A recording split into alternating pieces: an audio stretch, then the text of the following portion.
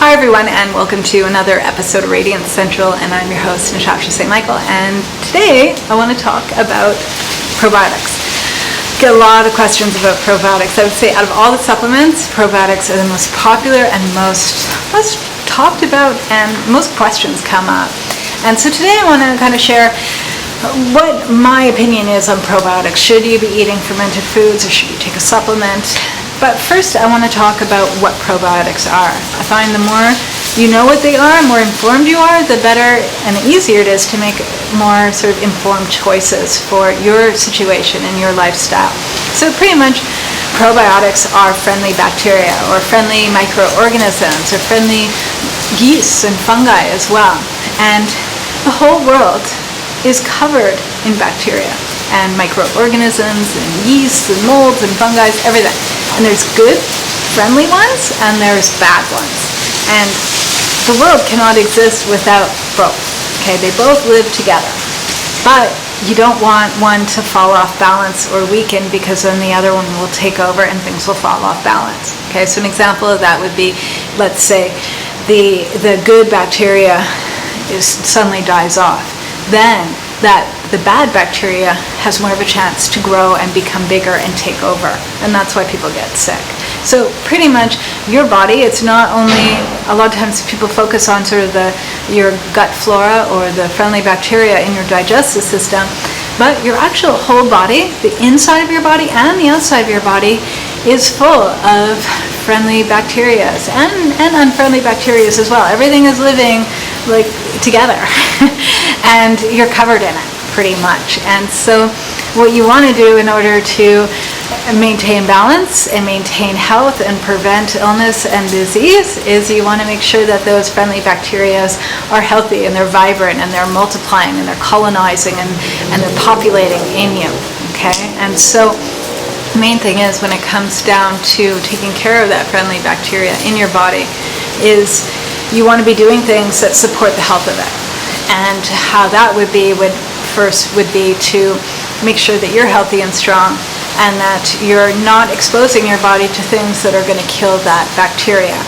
And the problem with nowadays is that we're exposed to a lot of things that kill off bacteria, the good bacteria and the bad bacteria together.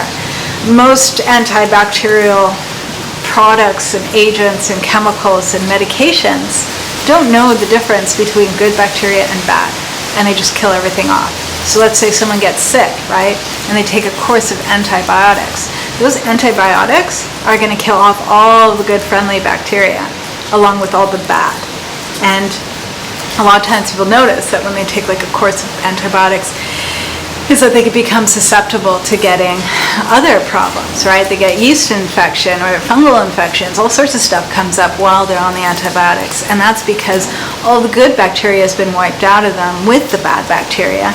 And then there's no good bacteria to ward off other invaders. And that's why they start having other complications. So what's important to prevent that is to always be working on repopulating the good gut flora or the good probiotics and good friendly microorganisms and all that. They're living in your body, in your digestive system and throughout your body. Always very important, and to maintain their health. And so the first thing you want to do is avoid things that are going to kill them. Right? So you want to avoid as much as possible having to take antibiotics unless you need to, unless you're really sick, but not to always be taking them just for anything, because that is going to throw your body off balance. And the same thing too is to avoid using creams and lotions and soaps that are antibacterial or antimicrobial, because those things are killing off all the good bacteria with the bad. And the same thing goes with how much sort of strong cleaning detergents you're using at home. Things like bleaches and disinfectants and all that. You're coming into contact with that, whether you're inhaling it or it's touching your skin, and that gets into your body and kills off all the good bacteria. So it's important to be aware, especially if you notice that you're always prone to getting sick, or you don't feel as strong or as healthy, or you just always feel very run down.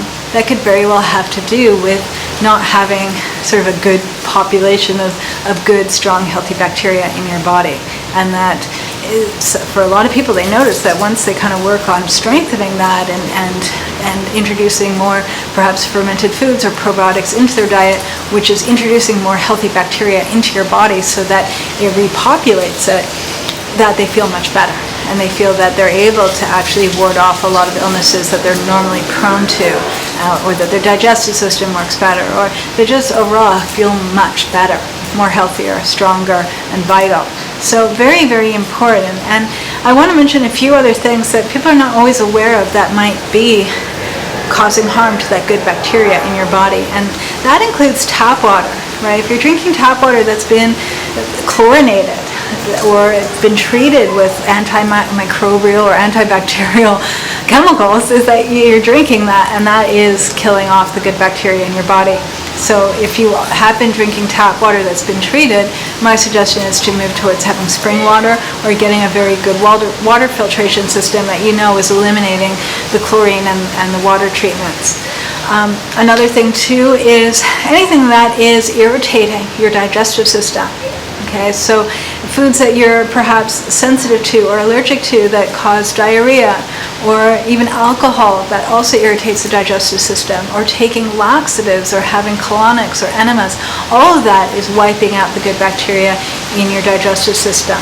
Really, if you want to have a good population of friendly bacteria living in your body, the less irritation, the better.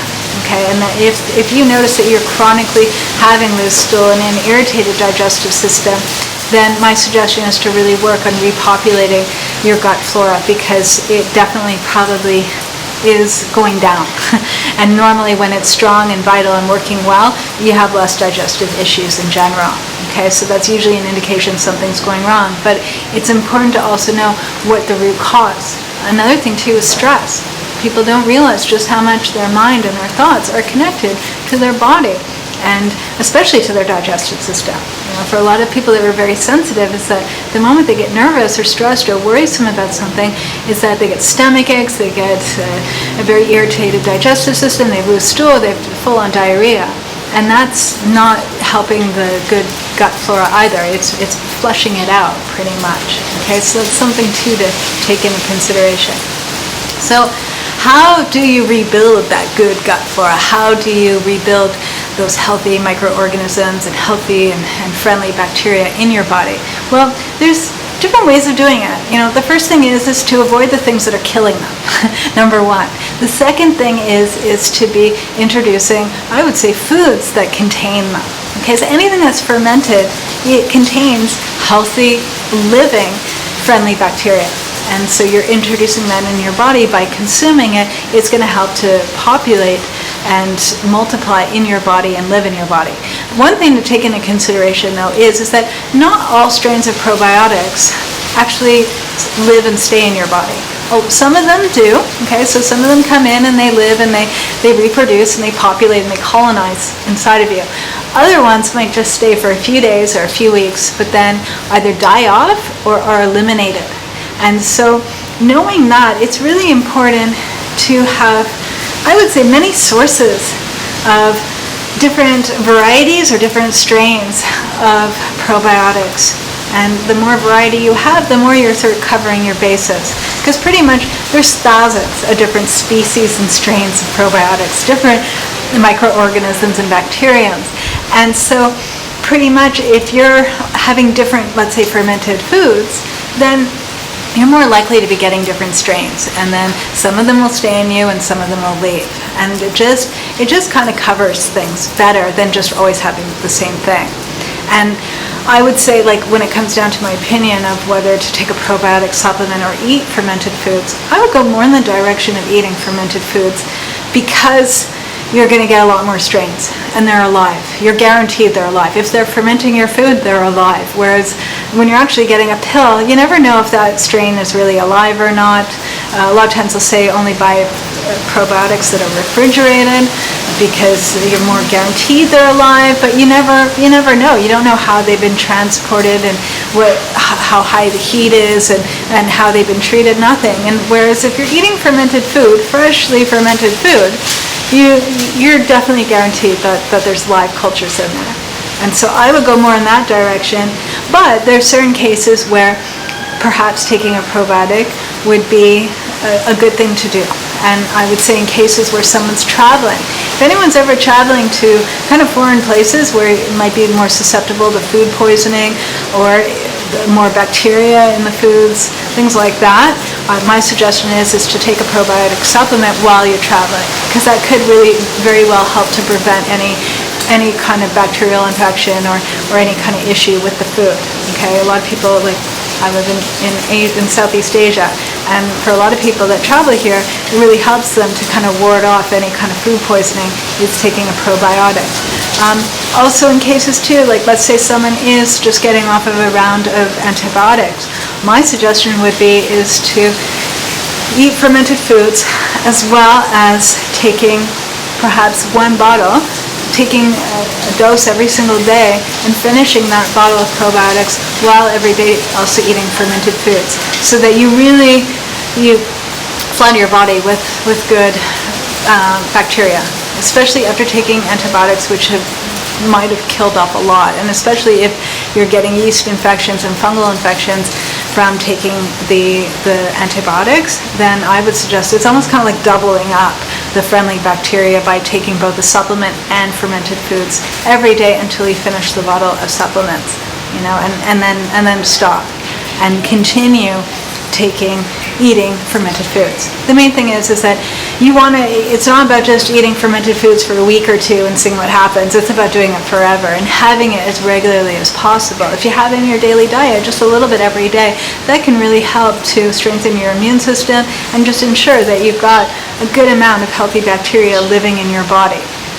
And so foods that are rich in probiotics, so anything fermented, okay, so I would say like kefirs, water kefirs, dairy kefirs, coconut water kefir, yogurt, soft cheese, kimchi, sauerkraut, any kind of fermented vegetable, tempeh, another good fermented food, natto, miso. There's, so many different cultures have their own kind of traditional fermented foods. Here in Indonesia, we have tempeh, but we also have like fermented cassava, or we have fermented black rice. And some of these dishes are meant to be as a savory food. Others are actually a dessert, and they're fully fermented and they're full of good, healthy bacteria. And it's interesting if you travel to try the different cuisines and the different dishes of fermented foods, because they do change from region to region, and it's always something interesting to try. I also want to mention too about prebiotics, because this is also important. There's probiotics, which is those friendly bacteriums and the microorganisms, but prebiotics are actually the food that those living organisms are eating, okay, and that live off of them, that feed them and nourish them and ensure that they're healthy and that they'll multiply and feel good, right? And these foods are pretty much soluble fiber, okay? And every single fruit, vegetable, nut and seed, bean and legume, and whole grain has soluble fibers. So, and that's what, especially the flora, the friendly bacteria living in your gut, that's what they're living off of. So to ensure that the healthy and friendly bacteria in your body is well taken care of, you need to have a healthy diet. And that healthy diet has to be full of plant-based foods. And if you do that, that ensures that healthy bacteria are taken care of, and that they're strong and they're good and they continue to multiply and survive, right? So very important is that not only are you making sure to have the fermented foods with the probiotics, but you're feeding them, and that you're taking care of your overall health. The stronger you are and the better you take care of yourself, the stronger everything that's kind of living in you will be. All right, so that's my little tutorial of probiotics. And I just want to mention before leaving is that the next 7-day juice fasting program, it starts next Monday, August 3rd. And it's a 7-day juice fasting program, which includes a 5-day juice fast and 1 day to transition onto the juice fast and 1 day transitioning off. So it's 7 days in total. And the program comes with an ebook that's full of juice recipes and also the instructions for the program and the juice fast, and also full menu for the transition diet on and off, plus recipes for that, and all questions and answers, everything written in that book. The book is very, very complete. And also what comes with the program is 7 videos. 1 video for each day of the program to walk you through the entire juice fast, to teach you everything you need to know about juice fasting and how to transition onto the juice fast properly, how to transition off, and how to also maintain the results from the juice fast. Very, very important. And the live juice fast starts this coming Monday, August 3rd, so you'll also get access to a Facebook group to connect with everyone doing the juice fast with you from all over the world. And I log on every day for the duration of that 7-day juice fast to the Facebook group to answer any questions and offer additional support. So it's a lot of fun. If you want to do a juice fast with a group and you want to do it online, you can do it anywhere in the world. Join us. It starts this coming Monday, August 3rd. And to sign up, you can go to my website at radiantcentral.com and click on juice fasting, and you can sign up there. All right, have a super fabulous day, everyone, and I'll see you again soon.